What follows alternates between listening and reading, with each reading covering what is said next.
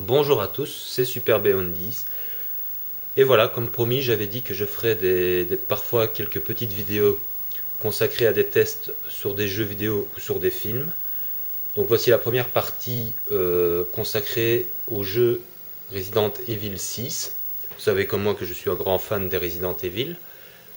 Euh, je voulais faire une seule vidéo pour simplement vous donner déjà les quelques petites astuces que je connais de ce jeu qui est une véritable bombe pour moi. Mais en fait, j'ai décidé de faire, comment dire, de donner un avis personnel sur ce jeu. Donc, je ferai sans doute une deuxième vidéo pour vous donner des astuces. Mais je tenais quand même à pousser un petit coup de gueule sur des sites soi-disant professionnels. Bon, on va pas les citer tous, mais je vais prendre en exemple jeuxvideo.com, qui est un des plus connus. Quand je vois la note qu'il lui attribue, quand je vois que par exemple pour le scénario, c'est exactement la même note que pour le Resident Evil 5, faut arrêter de déconner quoi. C'est n'importe quoi. Donc ce jeu, pour moi, ce Resident Evil, j'en attendais beaucoup parce que j'avais été déçu du 5 et j'étais écœuré de l'opération Raccoon City, qui est pour moi la plus grosse arnaque de l'année 2012. Donc franchement, j'attendais ce 6 avec impatience, en espérant ne pas être déçu. Et j'ai été comblé, que ce soit au niveau du gameplay, que ce soit au niveau de la durée de vie. Euh, Comptez que donc il y a 4 campagnes en tout, et il ne faut pas avoir honte en découverte de faire une vingtaine d'heures par campagne, non pas une vingtaine d'heures quand même pas, mais une dizaine ou une douzaine d'heures par campagne pour la finir quoi. Et vous multipliez par 4. Donc ce jeu a une durée de vie de 40 heures de jeu. Et même quand vous connaîtrez les campagnes plus ou moins par cœur, euh, il faudra compter que vous bouclez une campagne environ entre 5 et 6 heures. Mais que vous devez aussi multiplier par 4. Donc ça vous fait 20 heures, 22 heures de jeu. De pur bonheur. Et vous pouvez en plus sélectionner le mode solo, le jouer avec un ami, ou même avec votre femme, hein, pourquoi pas. Un petit clin d'œil à The Love un Ange. Si vous voulez voir sa chaîne, il est en train de faire le let's play consacré donc à ce Resident Evil 6. Et franchement, je vous conseille parce que on voit que ce sont des passionnés et ce sont aussi des connaisseurs de Resident Evil.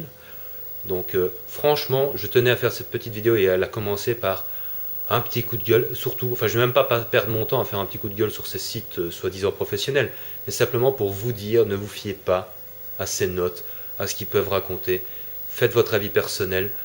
Ce jeu, franchement, il est excellent. Excellentissime. Alors évidemment, aucun jeu n'est parfait, mais en ce qui concerne Resident Evil, la saga Resident Evil, on retrouve du survival horror. On retrouve le grand retour des énigmes. Comme je l'ai dit, la durée de vie est énorme. Au point de vue du scénario, c'est un rebondissement. C'est pas non plus un scénario qui va avoir un César. Faut pas exagérer.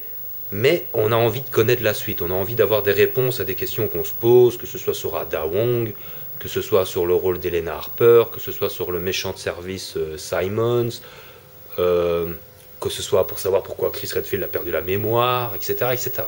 Il y a plein de petits rebondissements et les campagnes se rejoignent. Il faut faire les 4 pour vraiment comprendre l'ensemble du scénario. Et c'est pas que c'est un scénario très recherché, mais c'est un scénario à rebondissement qui tient en haleine. Donc est-ce que ce jeu donne du plaisir à y jouer? La réponse est oui. Est-ce que ce jeu, est-ce que Capcom s'est foutu de notre gueule en le sortant? La réponse est non, car ils ont vraiment fait un boulot monstre. Ici par exemple, je suis sur les figurines. Euh, Elles sont, voilà, c'est juste un petit détail, hein, c'est parce que je filme de la télévision, donc j'ai peur que ça flash de trop. Si je mets un écran avec de l'action, ça risque de faire mal aux yeux, donc j'ai mis une image fixe tout simplement. Euh, si en plus il y a un petit truc qui est très sympa avec les figurines, c'est que bah, bah, bah, si j'appuie sur R2, il est marqué changer. J'appuie sur R2, touc, petit chargement, et vous avez les costumes alternatifs dans les figurines. Il y en aura forcément plus, hein. Je suppose qu'il y aura des trucs à télécharger sur la PlayStation Store. Je verrai bien, je suppose qu'il y aura aussi une version Gold, hein, comme ils nous ont fait le coup avec le 5 d'ici quelques mois. Donc faites attention à vos finances quand même, faites pas trop arnaquer.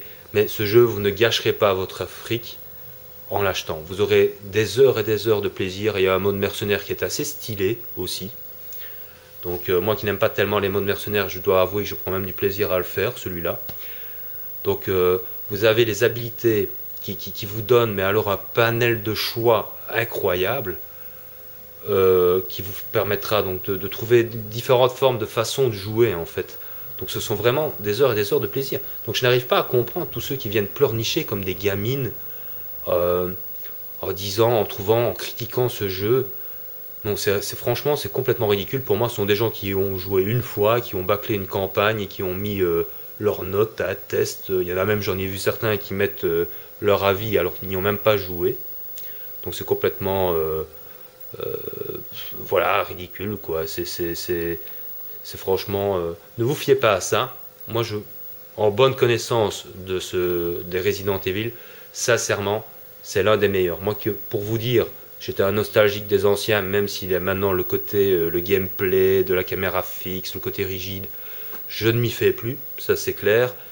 Je me suis habitué déjà au 4. Je pense d'ailleurs à ceux qui pleurnichaient sur le fait dans le 4, qui est un excellent Resident Evil aussi, mais qui pleurnichaient sur le fait qu'on ne puisse pas tirer, recharger en se déplaçant, etc. Bon, ici dans le 6, c'est même pas la peine de pleurnicher. Ils viennent pleurnicher sur autre chose maintenant. C'est quand même incroyable parce que le gameplay est vraiment, vraiment très, très varié.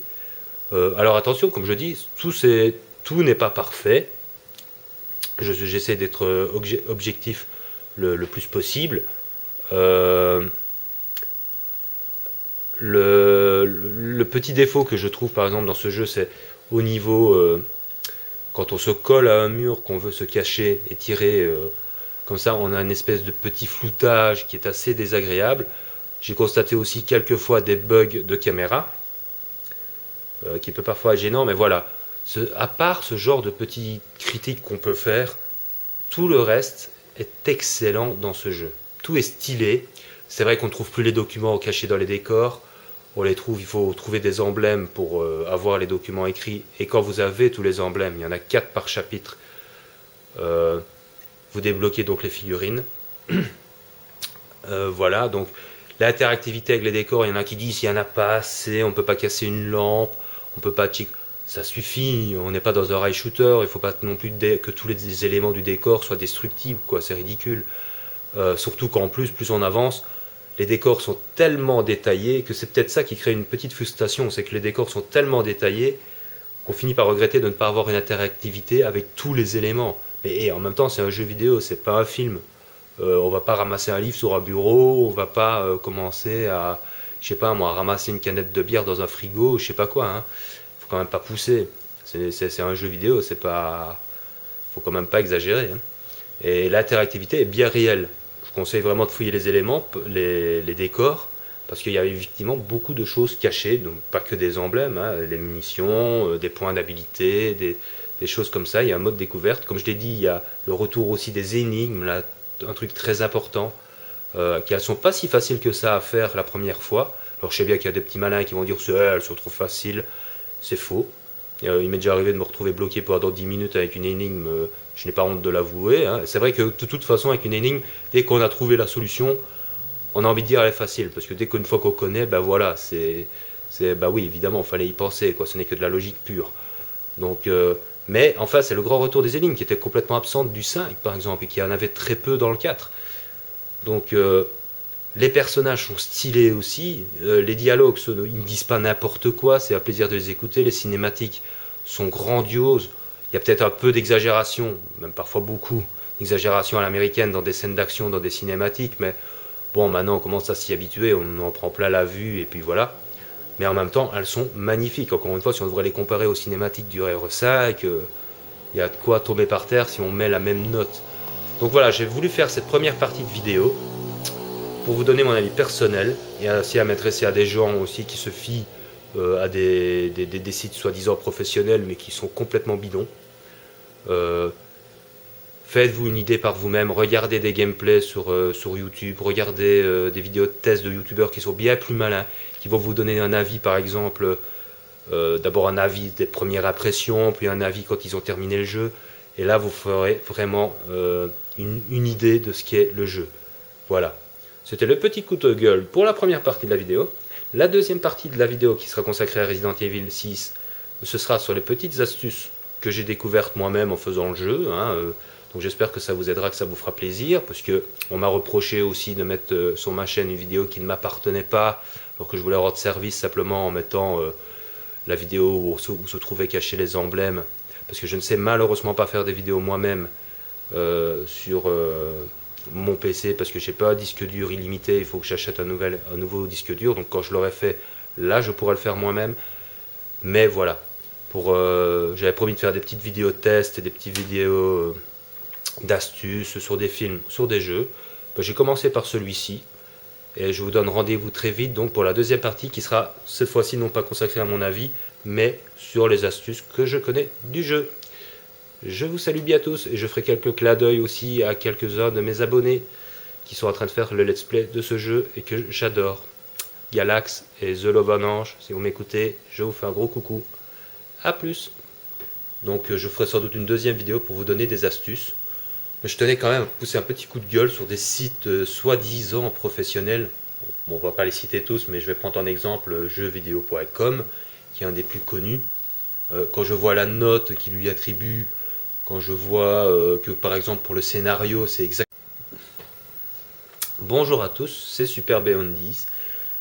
Et voilà, comme promis, j'avais dit que je ferais parfois quelques petites vidéos consacrées à des tests sur des jeux vidéo ou sur des films.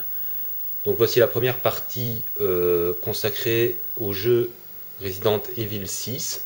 Vous savez que ceci avec impatience en espérant ne pas être déçu. Et j'ai été comblé, que ce soit au niveau du gameplay, que ce soit au niveau de la durée de vie.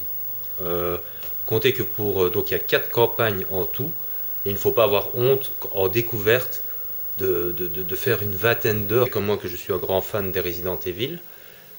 Je voulais faire une seule vidéo pour simplement vous donner déjà les quelques petites astuces que je connais de ce jeu qui est une véritable bombe pour moi. Mais en fait j'ai décidé de faire, de donner un avis personnel sur ce jeu, exactement la même note que pour le Resident Evil 5.